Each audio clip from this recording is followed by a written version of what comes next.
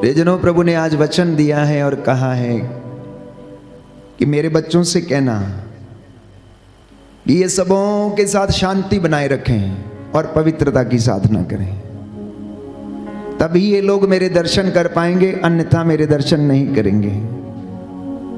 और इसी के साथ आज का विषय है तमाम नौजवान बच्चों के लिए, युवक युवतियों के लिए, resolve every conflict with your parents, और आप आशीषित होंगे। नौजवान नवयुवक और युवतियों और बच्चों के लिए परमेश्वर ने आज का ये वचन दिया है कि आप सबों के साथ शांति बनाए रखें और अपने माता पिता के साथ हर एक मन मुटाव को समाप्त करें और आप आशीषित होंगे। सबों के साथ शांति बनाए रखें और ये शांति की शुरुआत आपके घर से होनी चाहिए। आज बहुत सारे नौजवान अगर ईश्वर की आशीष से वंचित हैं, उनके काम नहीं बनते, उन्हें नौकरियां नहीं मिलती, उनकी शादियां नहीं होती, तो शायद कहीं ना कहीं ये बंधन उनके जीवन में है कि उन्होंने अभी तक अपने माता पिता से जो कॉन्फ्लिक्ट्स हुए हैं उन्हें रिजॉल्व नहीं किया है। 10 हुक्मों में से एक हुक्म ये कहता है परमेश्वर का कि अपने माता पिता का आदर कर, क्योंकि जो अपने पिता का आदर करता, सम्मान करता, वो दीर्घ आयु होगा और वो अपने पापों का प्रायश्चित करता है यदि वो अपने पिता का सम्मान करता और उसका आदर करता है। और जो अपनी माँ का आदर करता है वो मानो धन संचित करता है, बाइबल हमें बताती है। अब जान लीजिए कि बच्चों के जीवन में आशीष क्यों नहीं, नौजवानों के जीवन में कमियां घटियां क्यों हैं। मैंने आपसे बताया कि मां को लात मारना इंसान मां के गर्भ से सीखता है। जब बच्चा गर्भ में रहता है तो बच्चा लात चलाता है और मां बहुत खुश होती है, लेकिन वही बच्चा जब बड़ा हो जाता है, मां बूढ़ी हो जाती है, तो धक्का मार के उसे बाहर निकाल देता है, उसे ठोकर मारता है। ये इंसान की फितरत है और ये मां के गर्भ से वो सीख के आता है। उस समय तो मां हंसती है और बहुत ज्यादा मुस्कुराती है, आनंदित होती है, लेकिन वही माँ बुढ़ापे में, प्यारे भाइयों और बहनों, जब बच्चों की ठोकरें खाती है, उनके थप्पड़ खाती है, तो वो आंसू बहाती है, वो रोती है। और वो आंसू, प्यारे भाइयों और बहनों, उस व्यक्ति को आशीषों से वंचित करते हैं। हालांकि वो फिर भी आशीर्वाद देती है, लेकिन प्रभु कहता है तेरे आंसुओं का लेखा मेरे पास है, तेरे आंसुओं का लेखा मेरे पास है। इसलिए my dear young people, my dear young boys and girls, my dear children, अपने माता पिता का आदर करो और सबके साथ शांति बनाए रखो। कितना भी बड़ा पाप क्यों ना हो, कितनी बड़ी दुश्मनी क्यों ना हो जाए, कितने बड़े मनमुटाव क्यों ना हो जाएं, लेकिन फिर भी आप उन्हें क्षमा करते जाएं, अपने घर में शांति बनाए रखें, सबों के साथ शांति बनाए रखें। क्योंकि बाइबल हमें बताती, इब्रानियों का पत्र अध्याय 12 पद संख्या 14 में हम पढ़ते हैं, सबों के साथ शांति बनाए रखो और पवित्रता की साधना करो, क्योंकि इसके बिना कोई भी ईश्वर के दर्शन नहीं कर पाएगा। Hallelujah, hallelujah, hallelujah, hallelujah. यीशु की स्तुति हो, यीशु की स्तुति हो, यीशु को धन्यवाद, यीशु को धन्यवाद, यीशु की आराधना हो, यीशु की आराधना, यीशु की महिमा हो, यीशु की महिमा हो। प्रभु का वचन कहता है, प्रभु का वचन कहता है, इब्रानियों का पत्र इब्रानियों का पत्र अध्याय 12 पद संख्या 14, पद संख्या 14, सबों के साथ शांति बनाए रखें, शांति बनाए रखें और पवित्रता की साधना करें, और पवित्रता की साधना करें। इसके बिना कोई भी ईश्वर के दर्शन नहीं कर पाएगा, नहीं कर पाएगा। Hallelujah, hallelujah. आप सावधान रहें, आप सावधान रहें, कोई ईश्वर की कृपा से वंचित ना हो, वंचित ना हो। ऐसा कोई कड़वा और हानिकारक पौधा पनपने न पाए, जो समस्त समुदाय को दूषित कर दे। Hallelujah, hallelujah, hallelujah, hallelujah, hallelujah, hallelujah. तो इसलिए प्यारे भाइयों और बहनों, प्रभु का वचन आज हमें बताता है, हम सुक्ति ग्रंथ में पढ़ते हैं कि बाइबल हमें बताती है कि प्रभु नौजवानों को शिक्षा देना चाहता है। Book of proverbs chapter 1 verse 8। पुत्र, अपने पिता की शिक्षा पर ध्यान दो, अपनी माता की सीख अस्वीकार मत करो। यह मानो तुम्हारे सिर का सुंदर मुकुट होगा, तुम्हारे कंठ को सुशोभित करने वाली माला। पुत्र, यदि पापी लोग तुमको लुभाना चाहें तो उनकी बात मत मानो। यदि वो कहें कि आओ हमारे साथ चलो, हम घात लगाकर किसी का वध करें, हम अकारण किसी निर्दोष व्यक्ति की ताक में रहें, हम अधोलोक की तरह उन्हें जीवित ही निगल लें, कब्र में उतरने वालों की तरह उन्हें पूर्ण रूप से समाप्त करें, तो अगले वचन में लिखा है ऐसा मत करो, ऐसा मत करो। वचन 18 में लिखा है ये लोग अपने ही लोगों का वध करते और अपने ही जीवन की घात में बैठते हैं। ये उन लोगों की गति है जो पाप की कमाई एकत्र करते, ऐसी कमाई मनुष्यों की जान ले लेती है। इसलिए नौजवान बेटे और बेटियों, अपने माता पिता पर हाथ मत उठाना, उनका आदर करना, उन्हें ठोकरे मत मारना, नहीं तो सदा के लिए श्रापित रहोगे। क्योंकि बाइबल ये कहती है जो अपनी माता का सम्मान नहीं करता वो श्रापित है, जो अपनी माता का सम्मान नहीं करता वो श्रापित है प्यारे भाइयों और बहनों। लेकिन जो अपने पिता का आदर और सम्मान करता है उसकी आयु लंबी होगी और वो अपने पापों का प्रायश्चित करता है। आज दुनिया ना जाने कितने जतन करती है अपने पापों का प्रायश्चित करने के लिए, पानी में डुबकी लगाती है, तीर्थ करती है, भंडारे करती है, लेकिन बुजुर्ग माता पिता घर से बाहर रहते हैं, एक ठंडा गिलास पानी भी नहीं देते हैं। प्यारे भाइयों और बहनों, बाइबल हमें बताती है कुछ भी हो जाए, यदि बुढ़ापे में तुम्हारा पिता या तुम्हारी माँ बुढ़ापे में कुछ ऐसे गलत काम भी कर दें तो भी तुम उनका अनादर नहीं करोगे, क्योंकि पिता की सेवा और शुश्रूषा कभी नहीं भुलाई जाएगी। इसलिए आज के इस युग में बहुत सारे बच्चे, नवयुवक और युवतियां यदि आशीषों से वंचित हैं तो इसलिए वंचित हैं कि उन्होंने अपने माता पिता का सम्मान नहीं किया, उनका आदर नहीं किया, इसलिए उनके जीवन में शांति नहीं है, उनके जीवन में शांति नहीं है, उनके जीवन में उन्नति नहीं है, उनके जीवन में श्राप लगा हुआ है, उनकी संपत्ति पर भी श्राप लगा हुआ है। प्यारे भाइयों और बहनों, ये बाइबल हमें बताती है।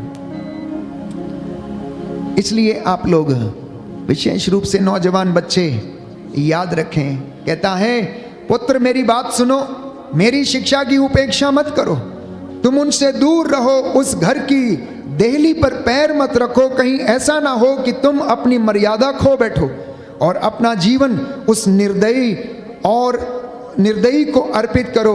ऐसा ना हो कि पराये लोग तुम्हारी संपत्ति से तृप्त हो जाएं।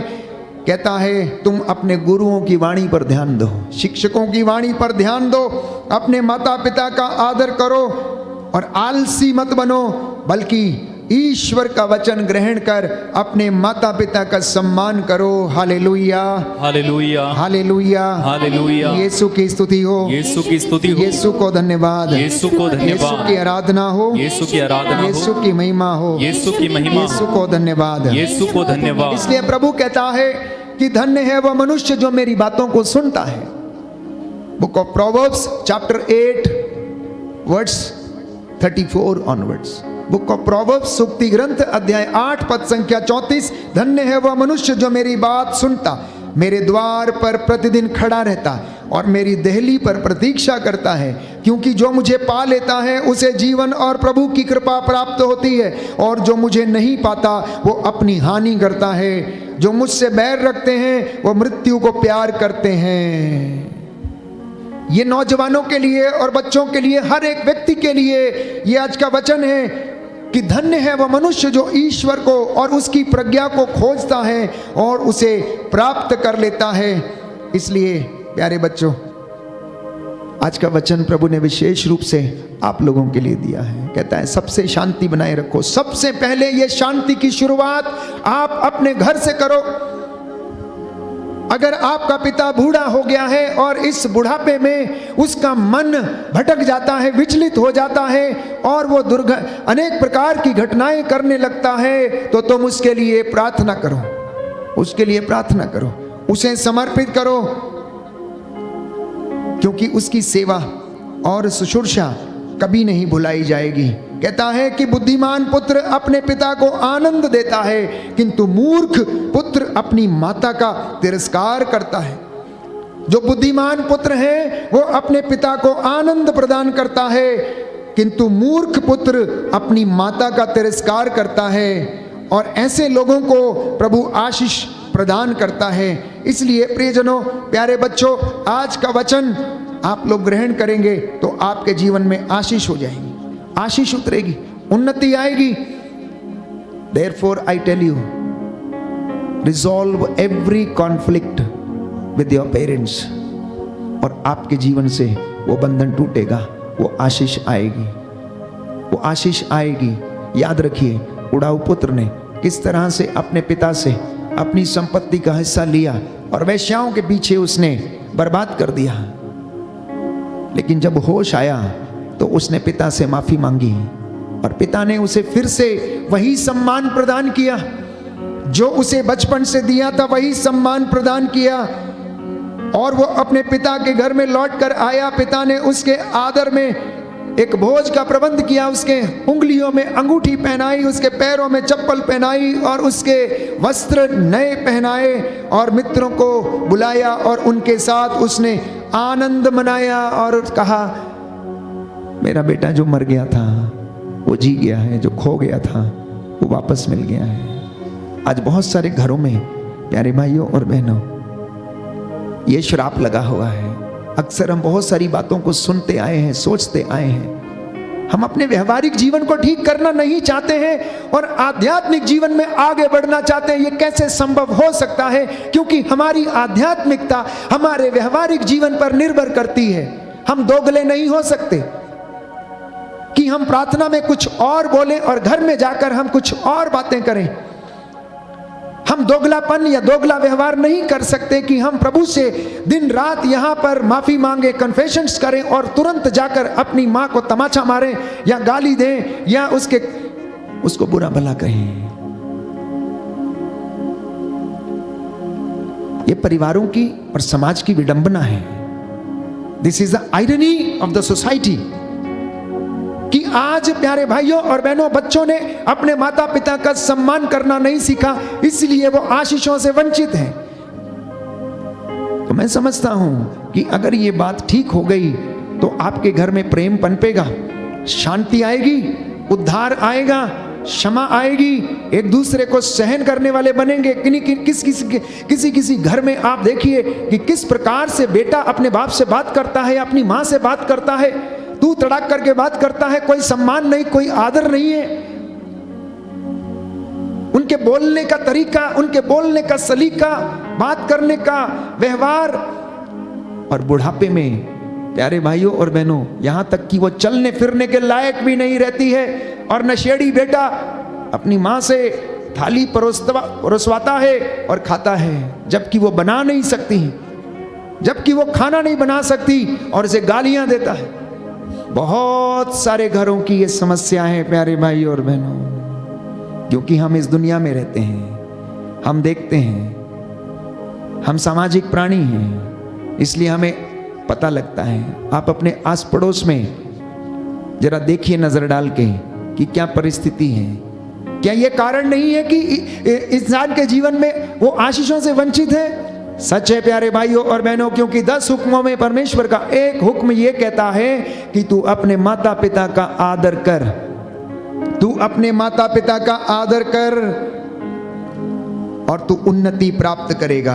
बोले आमेन, आमेन, हालेलुया, हालेलुया, हालेलुया, हालेलुया। यीशु की स्तुति हो, यीशु की स्तुति हो, यीशु को धन्यवाद, यीशु को धन्यवाद, यीशु की आराधना हो, यीशु की आराधना, यीशु की महिमा हो, यीशु की महिमा, यीशु को धन्यवाद, यीशु को धन्यवाद। हे प्रभु यीशु, हे प्रभु यीशु, मेरे दिल में, मेरे दिल में, मेरे परिवार में, मेरे परिवार में, मेरे जीवन में, मेरे जीवन में आशीष आ जाए, आशीष आ जाए। हे प्रभु यीशु, हे प्रभु यीशु, मुझे पश्चाताप करने का, मुझे पश्चाताप करने अपने का, माता पिता को, अपने माता पिता को क्षमा करने का, क्षमा करने का वरदान दीजिए, वरदान दीजिए। Hallelujah, hallelujah, hallelujah, hallelujah. सुंदर वचन है, मैं आपके लिए पढ़ूंगा। आराधना के बाद आप सब लोग इस वचन को खोल के पढ़ना। बुक ऑफ सिराक चैप्टर 6 प्रवक्ता ग्रंथ अध्याय 6। नौजवान बच्चे, यदि आप मुझे सुन रहे हैं या सुनेंगे बाद में, नवयुवक और युवतियां, तो ये वचन सुनना ध्यान से। लिखा है, पुत्रों पिता की शिक्षा ध्यान से सुनो, उसका पालन करने में तुम्हारा कल्याण है। अगर तुम पालन नहीं करोगे तो तुम्हारा कल्याण नहीं होगा। प्रभु का आदेश है कि संतान अपने पिता का आदर करे। उसने माता को अपने बच्चों पर अधिकार दिया है, और कुछ बच्चे बोलते हैं तुम्हारा हमारे ऊपर कोई अधिकार नहीं है। और बाइबल कहती है कि ईश्वर ने मां को अपनी संतान के ऊपर अधिकार दिया है। जो अपने पिता पर श्रद्धा रखता है वो अपने पापों का प्रायश्चित करता है, और जो अपनी माता का आदर करता है मानो वो धन का संचय करता है। मतलब वो धनी व्यक्ति है जो अपनी मां का सम्मान करता है। जो अपने पिता का सम्मान करता है उसे अपनी ही संतान से सुख मिलेगा। सुन लीजिए ध्यान से।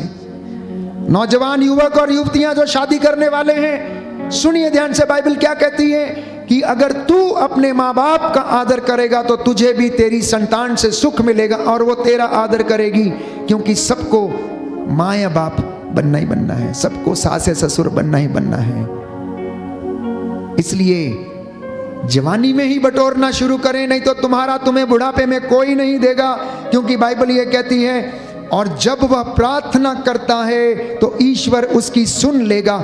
जो अपने पिता का आदर करता है वह दीर्घ आयु होगा। जो अपनी माता को सुख देता है वह प्रभु का आज्ञाकारी है, और जो प्रभु पर श्रद्धा रखता है वो अपने माता पिता का आदर करता है और उनकी सेवा वैसे ही करता है जैसे दास अपने स्वामी की सेवा करता है।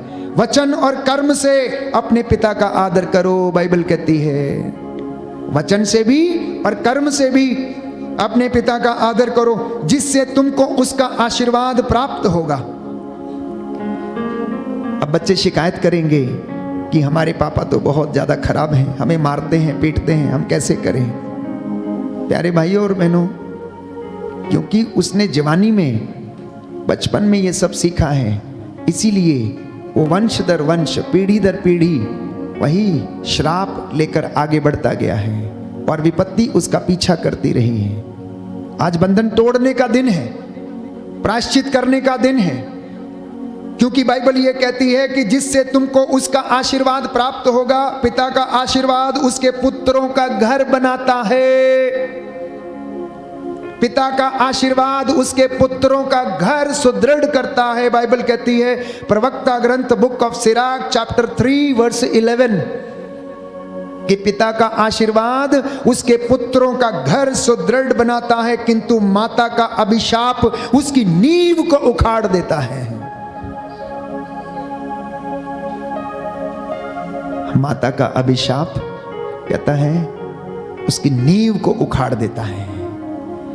अपने पिता के अपमान पर गौरव मत करो, उसका अपयश तुमको शोभा नहीं देता। पिता का सम्मान मनुष्य का गौरव है, और माता का अपयश पुत्र को शोभा नहीं देता है। पुत्र अपने बूढ़े पिता की सेवा करो, जब तक वह जीता रहता है उसे उदास मत करो। यदि उसका मन दुर्बल हो जाए तो उससे सहानुभूति रखो। अपने स्वास्थ्य की उमंग में उसका अनादर मत करो, क्योंकि पिता की सेवा और शुश्रूषा कभी भुलाई नहीं जाएगी। वो तुम्हारे पापों का प्रायश्चित है। अगर कोई व्यक्ति प्रायश्चित करना चाहता है तो अपने पिता की सेवा करना शुरू करे। डुबकियां लगाने से पानी में पाप क्षमा नहीं होंगे, तीर्थ करने से पाप क्षमा नहीं होंगे। बाइबल ये कहती है पिता की सेवा नहीं भुलाई जाएगी, उसका सम्मान नहीं भुलाया जाएगा। वो पिता के लिए, बेटे के लिए उसके पापों का प्रायश्चित ठहरेगा, और तुम्हारी धार्मिकता समझी जाएगी। लोग तुम्हारी विपत्ति के दिन तुमको याद करेंगे, और तुम्हारे पाप धूल में पाले की तरह मिट जाएंगे। सुनो बच्चों ध्यान से, आप लोग, आज का वचन प्रभु ने आपके लिए दिया है।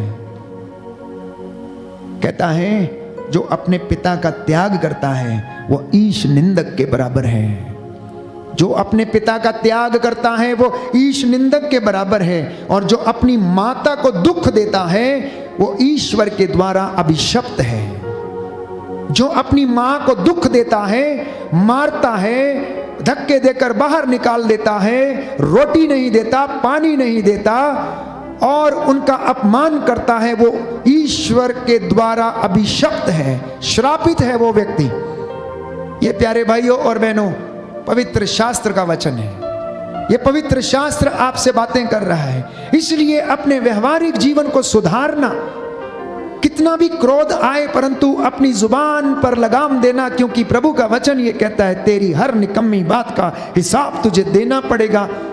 ए नौजवान, ए नवयुवक, अपने आंखों की अभिलाषा तो पूरी कर ले, चिंता मत कर, no problem, you are free, go and enjoy, जो करना चाहता है कर, लेकिन ईश्वर तुझसे तेरे आचरण का लेखा मांगेगा। तेरी हर निकम्मी बात का जवाब तुझे देना पड़ेगा। अपने स्वास्थ्य की उमंग में अपने पिता का अनादर मत कर, अपने पिता का अनादर मत कर। अगर किया है तो आज क्षमा मांगने का दिन है। उड़ाऊ पुत्र के जैसे कहने का दिन है कि प्रभु, हे पिताजी, मुझे अपने नौकरों में से एक रख लीजिए। जो आशीष चाहते हैं और चाहते हैं कि बंधन टूटे, I guarantee you will receive the anointing. आपकी नौकरी का बंधन टूटेगा। जो लोग कहते हैं कि हमारे आखिरी मोमेंट में हम सफल नहीं हो पाते, हम फेल हो जाते हैं, आप अपने जीवन में विचार करके देखें कि क्या वास्तव में आपने अपने पिता की शिक्षा को ग्रहण किया है या नहीं किया है। क्या आपने अपने पिता का मान सम्मान किया है या नहीं किया है। प्यारे भाइयों और बहनों, पवित्रता केवल आराधना में नहीं, पवित्रता केवल उपवास में नहीं, पवित्रता केवल तीर्थों में नहीं, पवित्रता केवल धार्मिक कामों में नहीं, पवित्रता रिश्तों में आना अनिवार्य है। पवित्रता परिवार में आना अनिवार्य है। पवित्रता माता पिता के और बच्चों और माता पिता के रिश्तों में आना अनिवार्य है।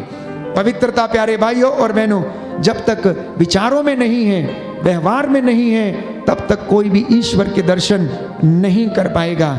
और जानते हैं, अगर हम इस शिक्षा को ग्रहण नहीं करते तो हम लोग प्रभु के उस पवित्र लहू को पैरों तले रौंदते हैं। इब्रानियों के पत्र में हम पढ़ते हैं, बाइबल हमें बताती है, इब्रानियों का पत्र अध्याय 10 में हम पढ़ते हैं कि प्यारे भाइयों और बहनों, अगर कोई व्यक्ति इन बातों को अपने जीवन में ग्रहण नहीं करता, उन्हें नहीं मानता, तो we trample the blood of Jesus Christ who saved us. हम उस प्रभु के पवित्र लहू को पैरों के तले रौंदते हैं अगर हम उसकी शिक्षा को ग्रहण नहीं करते, और यदि हम उसकी शिक्षा को तुच्छ समझते हैं और उसे अपना मुक्तिदाता स्वीकार नहीं करते।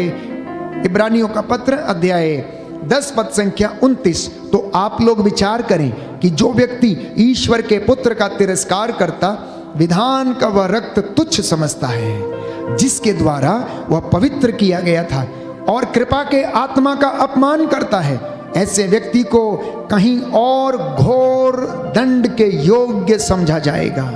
जो व्यक्ति ईश्वर की शिक्षा को अस्वीकार करता, यीशु के लहू को अस्वीकार करता, यीशु को अस्वीकार करता, उसकी शिक्षा को अस्वीकार करता है, वो दंड के योग्य समझा जाएगा। इसलिए प्यारे भाइयों और बहनों, घर में यदि 4 भाई हैं तो आपका एक साथ रहना प्रभु को प्रिय है। इसलिए बाइबल कहती है कि जो अपने भाई से बैर करता है वो हत्यारा है, और आप जानते हैं कि हत्यारे में जीवन नहीं है, उसे कभी आशीष नहीं मिल सकती। योहन का पहला पत्र अध्याय 3 पद संख्या 15। इसलिए अपने भाई से समझौता करना, यदि वो अपने स्वास्थ्य, संपत्ति और पैसे के घमंड में अगर वो चूर है तो उसके लिए प्रार्थना करना ताकि वो बंधन टूटे। पत्नियों से आज प्रभु का आदेश है कि वो घर में प्यारे भाइयों और बहनों रंजिशें उत्पन्न ना करें, भाइयों को आपस में ना लड़ाएं, घर में प्यारे भाइयों और बहनों एक दूसरे को सहन करें, पति पत्नी में शांति बनी रहे, पति पत्नी में प्यारे भाइयों और बहनों प्रेम उमड़ता रहे, और आप सब के सब भाई एक साथ रह पाएं। क्योंकि जो भाई एक साथ नहीं रहते घर उजड़ जाते हैं, घर उजड़ जाते हैं। बाइबल हमें बताती है, याकूब का पत्र अध्याय 5 पद संख्या 15 और 16 कि जब हम एक दूसरे के सामने एक दूसरे को क्षमा करते हैं, स्वीकार करते हैं, तो प्रभु की आशीष आपके और हमारे घरों पर उतरती है। बोले आमीन, आमीन, हालेलुया, हालेलुया, हालेलुया, हालेलुया। यीशु की स्तुति हो, यीशु की स्तुति यीशु हो, को धन्यवाद, यीशु को यीशु धन्यवाद, की आराधना हो, यीशु की आराधना, यीशु की महिमा हो, यीशु की महिमा, यीशु को धन्यवाद, यीशु को धन्यवाद। Therefore, once again, I repeat, my dear brothers and sisters in Christ Jesus, if you want to receive the anointing, if you want to receive every blessing, then you need to resolve the conflicts with your parents.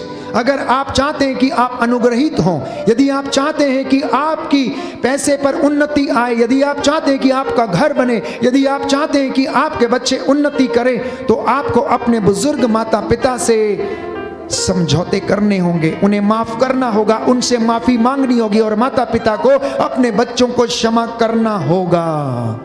और आप देखेंगे कि आपके परिवार में शांति आएगी और वचन आपके जीवन में पूरा होगा, क्योंकि प्रभु ये कहता है यिर्मयाह नबी का ग्रंथ अध्याय 32 पद संख्या 40 में कि मैं तुम्हारा भला करने में कभी पीछे नहीं हटूंगा, बशर्ते कि तुम एक दूसरे की भलाई खोजो। कहता है मैं तेरा अच्छा करने में कभी पीछे नहीं हटूंगा, मैं तेरी भलाई करने में कभी पीछे नहीं हटूंगा, परंतु तू एक दूसरे की भलाई करने की खोज में लगा रहे। अपने भाई की, अपने बहन की भलाई सोचें, उन्हें क्षमा कर दें, उनके लिए प्रार्थना करें, आपका कल्याण होता जाएगा। प्यारे भाई और बहनों, आप आगे बढ़ते जाएंगे, आपकी धार्मिकता ऊंची होती जाएगी और आप अपने जीवन में सुकून प्राप्त करेंगे। इसलिए मैंने आपके लिए वचन पढ़ा था आज के भजन संहिता 37 से कि अगर कोई दुष्ट व्यक्ति आपके सामने आ जाता है या आपके जीवन में प्रवेश करता तो मत झुंझलाओ, अगर कोई ईर्ष्या करता तो मत झुंझलाओ, क्योंकि प्रभु सब कुछ देखता है। अगर वो आपके खिलाफ कोई षड्यंत्र रचता तो मत झुंझलाओ, don't say anything, rather go and pray.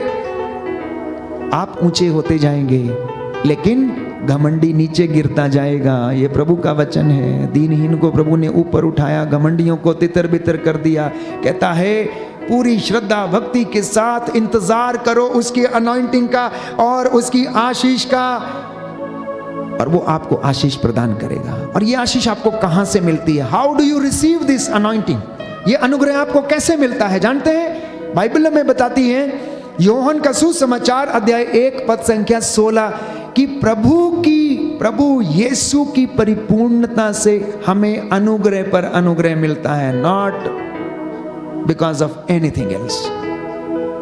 ये चंगाई, ये अनुग्रह, ये आशीष, ये अनॉइंटिंग, ये उन्नति, ये सफलता, ये उद्धार यीशु मसीह के परिपूर्णता के कारण आपको मिलता है। ये हमारे किसी पुण्य का फल नहीं है, परंतु ईश्वर की दया का परिणाम है कि आपको यह अनुग्रह पर अनुग्रह यीशु की परिपूर्णता के कारण मिला और मिल रहा है और हमेशा हमेशा के लिए मिलता रहेगा। क्योंकि प्रभु ये कहता है यिर्मयाह नबी का ग्रंथ अध्याय 32 पद संख्या 41 में कि तेरी भलाई करने में मुझे आनंद आता है। तेरी भलाई करने में कहता मुझे आनंद आता है, बशर्ते कि जैसा मैंने कहा है तू वैसा कर, जैसा मैंने तेरे साथ किया है वैसा तू कर। इसलिए प्यारे भाइयों और बहनों, जब हम ऐसा करते हैं तो भजनकार कहता है, स्तोत्रकार कहता है अध्याय 23 पद संख्या 6 साम नंबर 23 वर्स 6 कि निश्चय ही उसकी करुणा और भलाई क्या होगा? हमारे पीछे आएगी, आपके परिवार में बनी रहेगी। यह निश्चित है कि यदि आप उसके साथ ईमानदार रहेंगे तो उसकी करुणा और भलाई आपके परिवार में आपके पीछे रहेगी, धर्मी व्यक्ति के पीछे रहेगी। इसलिए बहुत सारे बच्चे आज इस बात से वंचित हैं क्योंकि वो अपने माता पिता से नाराज हैं। हो सकता है पैसे के कारण, हो सकता है उनकी अभिलाषाओं को पूरा ना किया गया हो सकता है आपने गालियां दी हैं, हो सकता है आपने मार पिटाई की है, कुछ ना कुछ परिणाम हो सकते हैं। हो सकता है शैतान ने आपको बहकाया है। तो आप लोग ध्यान रखें, आप लोग ध्यान रखें इस बात का। प्यारे भाइयों और बहनों, पश्चाताप करें, पश्चाताप करें, क्योंकि बाइबल में बताती है प्रवक्ता ग्रंथ अध्याय 17 पद संख्या 20 में कि ईश्वर पश्चाताप करने वालों को अपने पास लौटने देता है। बोलो आमेन, आमीन, हालेलुया। हालेलुया। प्रभु का वचन कहता है, प्रभु का वचन कहता है, प्रवक्ता ग्रंथ अध्याय 17 पद संख्या 20, ईश्वर पश्चाताप करने वालों को ईश्वर पश्चाताप करने वालों को अपने पास लौटने देता है। Hallelujah, hallelujah, hallelujah, hallelujah, hallelujah, hallelujah, hallelujah. Hallelujah. ये मनमुटाव, ये झगड़े, ये अशांति जानते हैं घरों में क्यों है?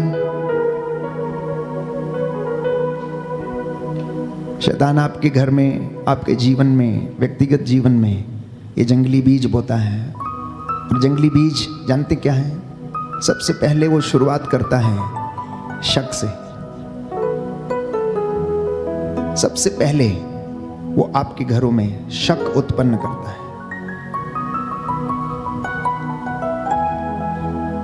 और जहां शक पैदा हुआ नहीं, वहां पर विश्वास गायब हो जाता है, भरोसा टूट जाता है, भरोसा टूट जाता है।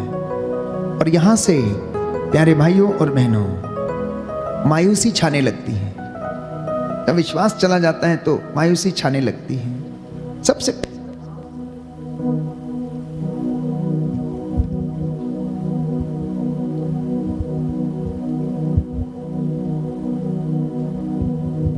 सबसे पहला काम वो ये करता है कि परिवारों में शक पैदा करता है। Doubt is the first seed which he sows when he want to spoil the relations of people. And because of doubt there is a delusionment. जहां पर शक उत्पन्न होना शुरू हो जाता है, वहां पर उसके बाद मायूसी छाने लगती है, मोह भंग हो जाता है। अगर आप किसी के ऊपर शक करने लग जाएंगे तो आपका उस व्यक्ति के प्रति मोह भंग हो जाएगा। आप उस पर विश्वास नहीं करेंगे, आप उससे नाता तोड़ने की कोशिश करेंगे। और जब ऐसा होना शुरू हो जाएगा तो आप निरुत्साह हो जाएंगे, डिस्करेज हो जाएंगे। आपके अंदर कोई उत्साह नहीं रहेगा उस व्यक्ति के प्रति कि मैं इसकी सेवा करूं या ना करूं, इसकी रक्षा करूं या ना करूं, इसकी सेवा करूं या ना करूं। और जैसे ही डिस्करेजमेंट आता है तो उसके बाद डिप्रेशन फॉलो करने लगता है, निराशा आने लगती है। देखिए शुरुआत कहां से हुई? शक पैदा हुआ, मायूसी छा गई, मोह भंग हो गया। उसके बाद हमारा उत्साह खत्म हो गया उस व्यक्ति के प्रति, नीरसता आने लग गई। जिसके साथ हम रोज मिलते थे अब उससे हम दूर होने लग गए। और इतना करने के बाद जब हमारा मोह भंग होने लगता तो निराशा जीवन में छाने लगती है। अनेक लोगों के जीवन में ऐसा ही है। बच्चे जब माता पिता से दूर होने लगते हैं, निराश होने लगते हैं, इधर उधर फंस जाते हैं, डिप्रेशन में जाने लगते हैं। और उसके बाद पांचवी बात फॉलो करती है डिफीट, पराजय। इंसान अपने आप को हारा हुआ समझता है। वो सोचता है कि मैं हार गया हूं, सब कुछ समाप्त हो गया, अब कुछ नहीं बचा। अब वो हत्या करने की कोशिश करता है, आत्महत्या करने जैसे विचार उसके जीवन में आते हैं। ये नौजवानों की कहानी। और थोड़ी सी बात में प्यारे भाइयों और बहनों गलत कदम उठा लेते हैं। और छठवीं बात उनके जीवन में आती है despair. They live in despair, जहां पर कुछ भी दिखता नहीं है, ऐसा लगता है कि बस अंधकार ही अंधकार है। और वो पीरियड प्यारे भाइयों और बहनों बड़ा दुखदाई होता है। और उस दुखदाई पीरियड के बाद जो सातवीं बात फॉलो करती है, मृत्यु निश्चित है, मृत्यु निश्चित है। Therefore understand the plan of Satan, my dear brothers and sisters. नौजवानों, आप लोग प्रभु के वचन को सुन के शैतान की युक्तियों को समझने और उसकी दुष्ट आत्माओं को परख करना सीखिए आप लोग कि शैतान किस तरह से परिवारों में क्या करता है, रिश्तों में खटास पैदा करता है, मनमुटाव पैदा करता है। सबसे पहले डाउट, उसके बाद डिल्यूजनमेंट, उसके बाद डिस्करेजमेंट, उसके बाद depression, and depression follows defeat, and defeat follows despair, and the despair follows death. एक छोटी सी चीज से परिवार में ये शुरू होता है और ये मृत्यु तक पहुंच जाता है। इसलिए प्रभु ने शिमोन से कहा, शिमोन शिमोन सावधान, शैतान को तुझे गेहूं की तरह फटकने की अनुमति मिली है, लेकिन मैंने तेरे लिए प्रार्थना की है, तू मेरी बातों को सुन, उन पर ध्यान दे। इसलिए प्यारे बच्चों, माता पिता, प्यारे भाइयों और बहनों, आइए हम प्रार्थना करें, एक दूसरे को क्षमा करने का प्रभु हमें वरदान दे। और बच्चे माता पिता के आशीर्वाद से ही प्रभु का अनुग्रह रिसीव करते हैं। एक दूसरे को क्षमा करें, अपने मम्मी पापा से सॉरी कहें, अपने भाई बहनों से सॉरी कहें। मनमुटाव हो गया, कोई बात नहीं, एक दूसरे के लिए प्रार्थना करें। हो सकता है ये बहुत कठिन हो कि हम एक दूसरे के सामने झुकना नहीं चाहते, लेकिन प्रभु चाहता है कि आप विनम्र बन के एक दूसरे को क्षमा करें। आज का वचन आपके जीवन में 100 गुना फल लाए और परमेश्वर आपको आशीष प्रदान करे। इस विशेष कृपा के लिए हम प्रार्थना करेंगे।